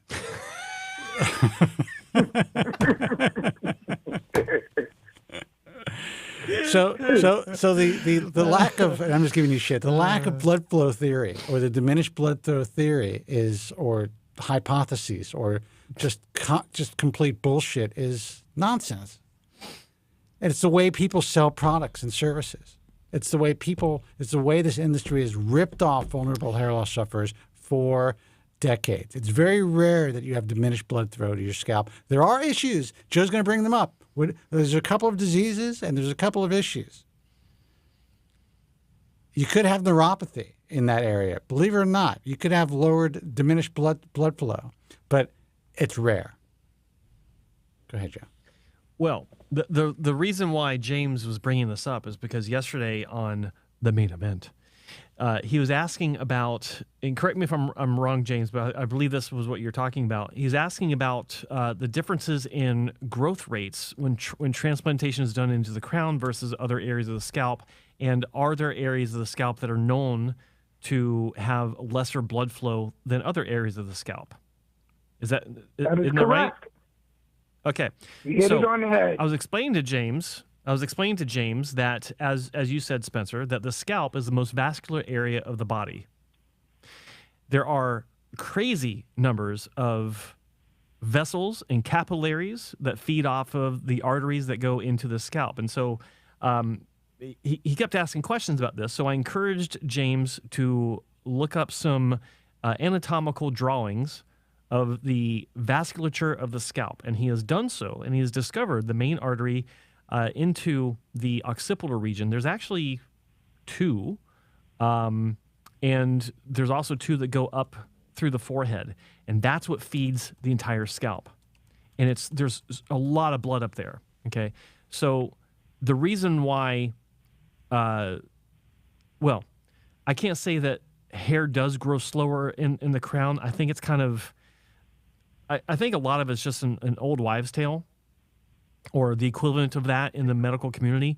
But the reason why I think it looks like it's slower than the rest of the scalp is because of what I was talking about with the challenges of coverage in the crown versus other areas of the scalp. The coverage doesn't come in and look as full in the crown, graft for graft, as it does in other areas of the scalp because of that shingling thing that I was talking about with how grafts are placed in other areas. So that's why I should have answered this yesterday, but that's why I think, personally, why it looks like hair in the crown looks to be coming in slower than other areas of the scalp. Not because of blood flow. I will tell you that the blood flow theory, or the blood flow story that I have heard from, I've seen it online, I've heard from the actual hair transplant surgeons, as Joe just stated, is complete nonsense. You have a heavy amount of blood flow on the crown, in the mid-anterior scalp, and of course in the hairline on the sides. It's basically all the same. Otherwise, you would have certain issues, including some neuropathy, especially if it's just in the crown area. You would feel the difference. Yep. Well, yeah, from what I researched, they were. I did look into the neuropathy for the supraocular artery neuropathy, as well as occipital neuropathy, but there's posterior intercostal arteries that could have neuropathy. I mean that's, but right. You're basically dealing with a disease process. It could be a brain tumor, or it could be some sort of impingement, but it's not what's causing the issue. outside of that, I also researched, and the research that I did find stated that if you had like some sort of blunt force trauma, Yes, that's true. that could also contribute to hair loss. That's true. But it usually would be Yes. temporary. But yeah. Yeah, so, one of the things, I guess, what I'm looking at is how to obtain the best growth, and how to more so get the nutrients, so to the scalp. And one of the things that I researched from, Joe's suggestion was I found out that the supraocular artery is like a train track that kind of goes all the way across the scalp from the forehead or the frontal lobe all the way to the occipital or the back of the area. It divides scalp. into branches, essentially. Mm-hmm. Yeah. So, my theory, is in regards to getting the best growth, because I'm all about creating the ideal environment. I'm looking at hair growth from the inside out. I know a lot of people, from a lot of callers that I hear and a lot of videos that I watch, a lot of people are going from the outside in. They do topicals, they do orals and things like that. I'm a big believer in that. I'm a big believer in that approach, and I'm glad that you're taking that approach. But I'm going to repeat for this audience what I was saying to yesterday's audience. When you have a hair transplant, everyone wants to do what you're doing. They want to find the way to best influence the work for the best result possible. I completely understand that. We live in a society where we trust an expert to do a very complicated procedure for us, but then we want to go out on our own and try to find other ways to make what the specialist did for us even better. I think that's, I generally speaking, I think that is a not the healthiest way to approach a surgery where you're trusting a specialist to do the best job that they can to deliver something for you. So I think that, and I touched on this yesterday, the body is an amazing machine that heals itself. And I think that the idea of trying to find additional adjunct treatments to influence the result to be better, and this includes, I said this yesterday, this includes PRP, this includes exosomes, this includes anything else out there. I think that good surgery is good enough. Your body heals. Your body regenerates and sends all the nutrients that you need to the wounding sites, because that's what these are. These are wounded sites, and so all the nutrients that you need are rushed to that area. I definitely agree with that. Before all these adjunct treatments came out, before laser caps, before PRP, before exosomes, there was a simple thing called good surgery. And there are thousands of people every year having fantastic results without any of these other treatments. I don't believe that you need to find this magic bullet that no one's been talking about. You're not going to find something that no one else has found. So it's nice to understand the process. I'm glad that you found an anatomical drawing of the vasculature of a scalp. That's cool. I think that's great. But you're not going to do anything. You're not going to find anything that's actually going to improve the result that you can do on your own, aside from healthy nutrition, eating right, exercise, being a healthy person. That's what you can do. I love you guys. And then that and then when you find a good surgeon, just trust in the process. That brings me to my next, statement, or actually question. So in regards to doing my research on these arteries, I also looked into things that would prevent decalcification of the artery to prevent the most maximum blood flow. And outside of like flaxseed oil, and because you guys did mention like how certain doctors are faking turmeric and cumin and all of these other things, well, those are great because they have and provide anti-inflammation and can also promote the decalcification of arteries, which is, in my, what I believe is going to be ideal in creating the stage for growth without any hindrance. Let me ask you a question. Wound I healing forget without your age. any hindrance. How old are you? I'm 45. Okay. Have you had any issues with blood circulation? Have you had any issues with your heart? Have you had any, like, are you dealing with like type 2 diabetes or anything like that? No. However, during my first surgery, I did get like a little cyst. And, Yellow what? I'm sorry, what? A cyst. A cyst. Oh, a cyst. Okay. Cyst. Yeah, Got it. yeah, a little pimple, right? So, as my first surgery, I was ill-informed and was told that if bumps occur, pop them. You know what I mean? Not understanding that popping a bump can promote infection. Yes. And now with my second surgery, what I understand is instead of popping bumps, you want to create the ideal environment for bumps to never occur. And in doing that, you want to, I personally think, or I do, or what I promote for myself in my hair transplant journey is to consume a lot of anti-inflammatories and to create as high of an anti-inflammatory environment so that instead of my body working on fighting inflammation, which is going to take away from the healing process, create an environment where there is as little inflammation as possible. So how do you do that? I'm just curious. Besides taking things and taking supplements and stuff like that, what do you do for your diet? Well, what I do, and that's a great question. So what I do is, I think I said this before on the Bold Truth as well as the main event. I changed the diet, and I now eat more anti-inflammatory foods, more vegetables, more greens, more leafy greens, things of that nature.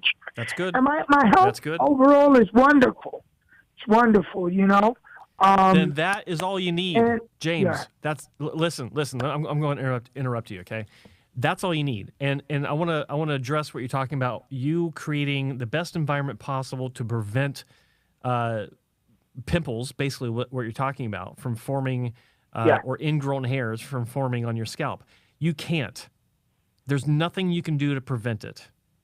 This is a natural response to just about every single surgery that's ever been performed in the hair restoration business. The reason why you get ingrown hairs is because they're, wait for it, ingrown hairs. And no amount of anti-inflammatory ingestion will correct that. Sometimes it's simply an ingrown hair where the follicle is trying to break through in an area where there is no exit canal that you normally have on your scalp because it's been placed into a new area of the scalp. So it's trying to fight its way through, and sometimes they get stuck. It's a natural response for the body to actually start trying to help work this out. It's like trying to work out a splinter. It's the same difference. And when you get these, it's completely normal. I'm going to tell you a story. Not a story, but a situation. Every surgery I've had, I look forward to those ingrown hairs because it tells me that there's something going on. The growth has started, and I pop the shit out of them. I have fun with it. I'm a 13-year-old kid again, and I'm popping the shit out of those things left and right. I'm waiting for them. I'm excited for them because it's a good sign. And guess what? It doesn't hurt the graft because it's already a hair growing. Okay? So and then of course after that, you take a bit of antibiotic ointment and just dab it on there, and guess what? You're good. Okay. That's why I've done every surgery, every single one. It's a normal process. Okay? Now, there are situations where, okay, maybe you are getting some pimples on the scalp, maybe a few too many, and maybe a bit too early. If you're starting to get a bunch of pimples on the scalp a week after your surgery, then there's an issue. And that's when you got to talk to your clinic because there is some sort of infection that maybe got into one of the grafts and got spread around. That's another reason why you want to avoid, if you can, spraying stuff on your scalp immediately after surgery, because if one of those grafts are infected, guess what? That has the potential of spreading the infection to other grafts, and that can create an ideal scenario for multiple infections that you start having to take antibiotics for. Like you're already taking antibiotics for the first few days for most clinics anyway, but you got to take them longer. Okay, but that's rare, kind of. But what you're talking about, that's normal. It's completely normal. And nothing you do as far as your diet will change that. It's all the result of surgery and how your body reacts to the new hairs coming in. It's a good thing. Okay? Holy mother of Don't overthink it. I have to agree with Joe. Don't overthink it. I am all for reducing your inflammation. There are lots of ways to do that, and do that anyway. Yeah, I mean, hair loss makes us crazy, guys. That's all I'm going to say. I agree. It makes us absolutely I nuts. agree. There's only so much that we can do for our bodies, which is actually a lot. Most people don't do everything they can do to provide themselves with the best possible chance to, heal from anything or not be susceptible to certain diseases. I am look, I talk about, going out and getting loaded once in a while, but in general, I am a person who does take care of their body. I'm a person who really has a pretty strict diet in general. And I live, for the most part, in an anti-inflammatory state, if I can. So I definitely understand the benefits of it. But I think Joe's right. As far as your ingrown hairs, it's possible that the pustules and the pimples may not be as severe if you have lower inflammation in your body, but it's not going to stop the fact that you're getting ingrown hairs. Well, now it's good. It's great. I mean, look, my hair, this transplant hair, I'm going into month 3, and I already see it. Like it's there. I know this is the one. That's great, man. But I encourage.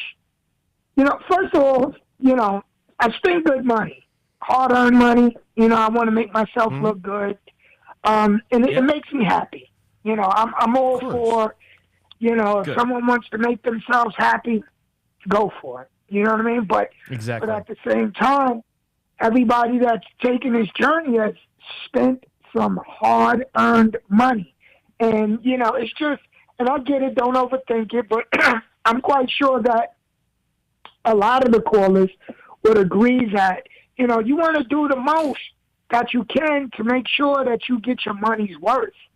You know what I mean? I don't want to be that guy that has poor results because of something I did. I'd rather be that guy that has poor results because it just didn't grow right. Yeah. You know what I mean? That's a good attitude. You want to do everything you can to really make sure that you're taking care of your investment and you're doing everything in your power to ensure that you have the best possible results. That's a great attitude. A lot of people are just too lazy. They start smoking in a week or even the same week, and then they write us or they call us and they're like, I mean, I had like 5 cigarettes. What do you think that's going to affect my hair? Probably not. But overall, you shouldn't do it. It's not good for your health. It's not good for your general healing. Right. So, all right, brother. Listen, thanks for the call. Joe will see you on Monday for the main event. All right. I feel like I'm in elementary school all over again. You know, I'll see the teachers on Monday. Don't forget to bring them an apple. That's right. All right, brother. You take got it. care. Take care. Thank you. All right. Take care, James. Bye-bye. Bye-bye. All right, guys. We're going to go. It is really nice not having a camera on, to tell you the truth. Maybe I'll just call in from now on. That's what they're saying in the chat room, actually. But yeah. I'm sure that's not true, by the way. All right, guys, I want to thank everybody for taking time to call the show. We had a busy night. I am sorry that I was going to say my equipment doesn't work. My equipment's just fine. I meant the studio equipment. All of a sudden, it's like, Kobren's been on Finasteride. He says his equipment doesn't work. And that was Velcro, by the way, just in case you want to make fun of it, Joe. I want to thank everyone for tuning in.